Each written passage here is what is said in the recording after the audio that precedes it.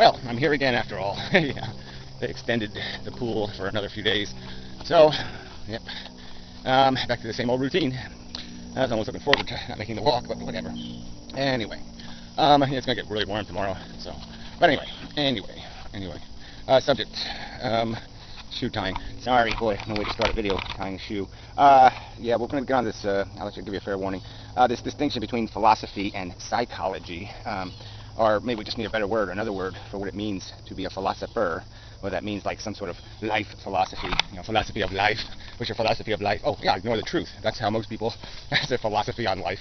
So what's the point in calling it philosophy if it has nothing to do with that thing, knowledge, pursuing it, owning it, possessing it, and instead it just has to do with making up a good fable to live by. So, anyway, to be serious, made a, I don't know, it could have been an alright video, I don't know, on Heidegger being, incomprehensible. And, it took 15 minutes for the video to play, which, it's one of those YouTube things. I should have just loaded it in the lower resolution or whatever. Well, anyway, I didn't. So it was really tedious to listen to. But I was thinking while I was, listening to sentence by sentence, and, just on this idea that this is a real problem, because there's a difference between, coming up with some babble to live by and defining reality. And seems like people just keep wanting to mix these things and talk about poetry and spirituality and all this other crap, which should be in a different category. Should be a different category of people who are having that kind of silly conversation. And you're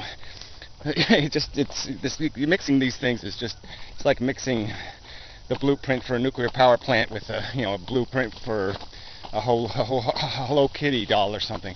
I mean, this is just going to fuck the game. You can't play the game this way. This is not reality. Heidegger isn't about reality. It's about having some sort of feeling about your life and trying to contrive inside of yourself some sort of sense of purpose and mission, so you can keep marching through the crap and play your little role in the schema of doom. But it has nothing to do with establishing or defining the reality of what life is. So let's go over it again real quick. Consumption, reproduction, cannibalism, addiction. We've been built to survive as a piece of biological chemistry. Our brain was just a tool, that's all. It was just an instrument, consciousness, just an instrument that created organisms that flourished, were able to survive better because they had this mechanism that could model the world and, get all touchy-feely about it, react in powerfully passionate ways, both negatively and positively, and move through the environment based on that instrumentation, those headlights, so to speak. So that's what the brain is. It's like a headlight. It's just something to get through the fog, through the bullshit of life, help you navigate better, help you control system. Yeah, I mean, it's pretty obvious, right? Your brain's a control system. That's right. And it gives you an advantage if you have a control system. That's right. If a car has a steering wheel, guess what? It's a better car. It just works fucking better if you can steer it. So duh. And that's all there is. There's mechanical matter, magnetism, gravity, zip, zap, zap, zap, zoom, all this shit flying around, electromagnetic spectruming all over the fucking place, and we're just a complexification of that. We're just a bunch of trapped photons spinning, going the speed of light in circles. So they're trapped in this little spot because they're all spinning around something. They're caught in a material form, and our matter is trapped in a material form. So the whole thing is just trapped, spinning in circles, and very complex, very interesting in that sense, but interesting is a bullshit word anyway. So, but there's nothing mystical, nothing magical, nothing indicating any other objective than to keep biology alive. That's what evolution does. Now, this instrument of a control function, a steering wheel or a controller, is interesting. Maybe it can have an evolution of its own. Maybe it can go somewhere. But let's dissect it. Let's dissect what it does. It's a problem solver. It's a solution finder. That's all it is.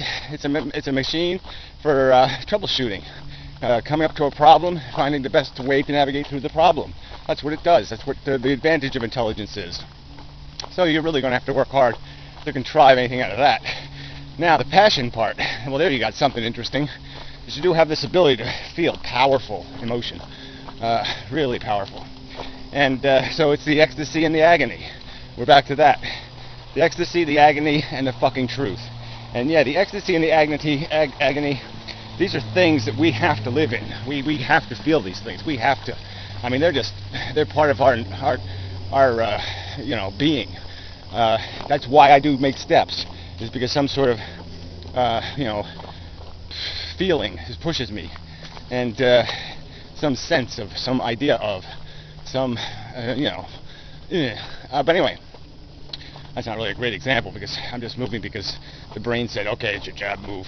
Anyway, but anyway, usually we want to be moving towards something or away from something, not just moving because somebody said the word move. The Borg whispered in our ear, move. So anyway,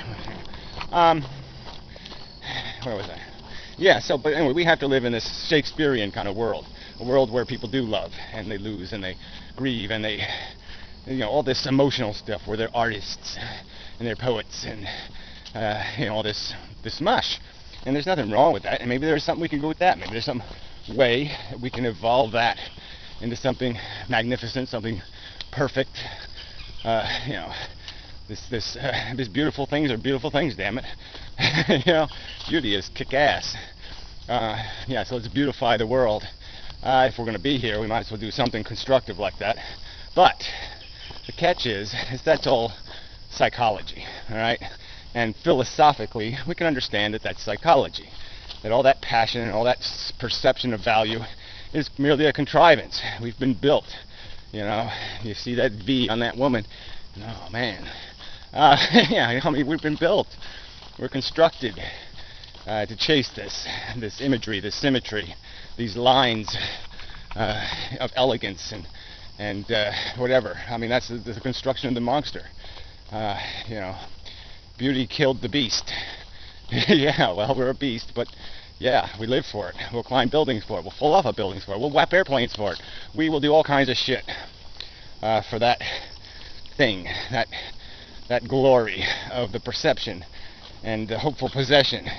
Possession in a positive sense, where we can force the beauty to want us even, and we can live in that perfect little moment where we possess it, where we own it, where we can control it, where we. There's a better word for it. But yeah, that's what we're chasing.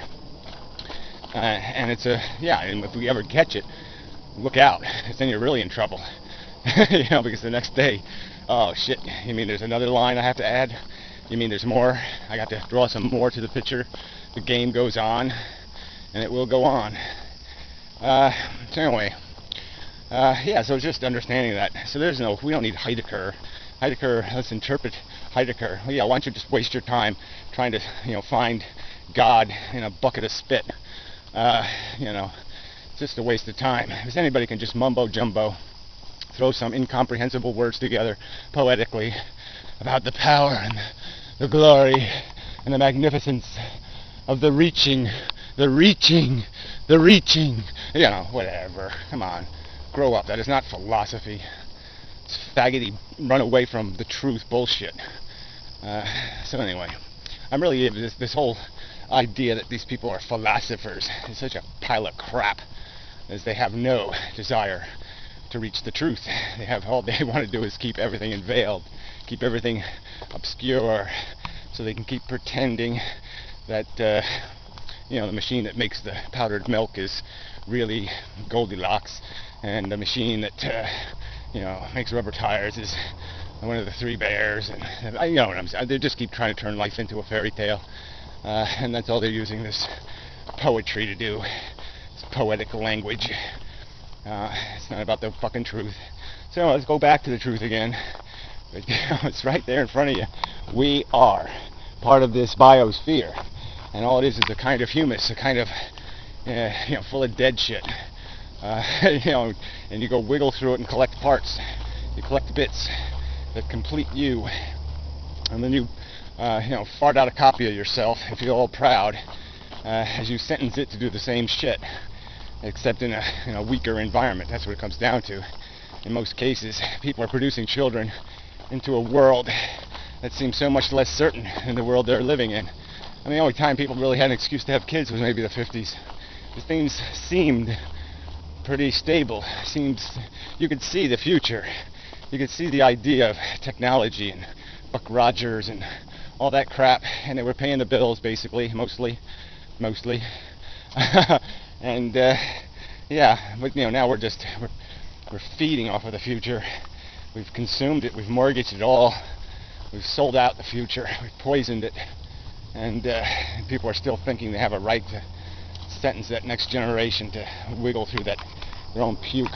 Here, go wiggle through my shit and puke and dioxin and whatever else I've thrown into the ground for you to wiggle through. Really is a disgusting, deplorable psychology motivating people. And yeah, will anybody say that? No. Nobody's a philosopher except me. Yeah, I'm the only philosopher on earth. I'm the only one talking about the fucking truth. Isn't trying to make up some kind of word or poetry or bullshit. Oh, why? What's the nothing? Where's the nothing? How does the nothing? Where's the nothing? How do we explain the nothing? Well, blah, blah, blah, blah, blah. Yeah, right. Like the nothing has something to do with the something. Fucktards. Anyway. Yeah, people are just so full of shit. And they don't want to, they're so full of shit, they won't even, make an argument defending or coming close to that. They'll just say, no, you're wrong. You're a meanie. Yeah, meanie. Fucking assholes. Gutless, ballless assholes. So yeah, quit calling yourselves philosophers because you read a couple of babbly books.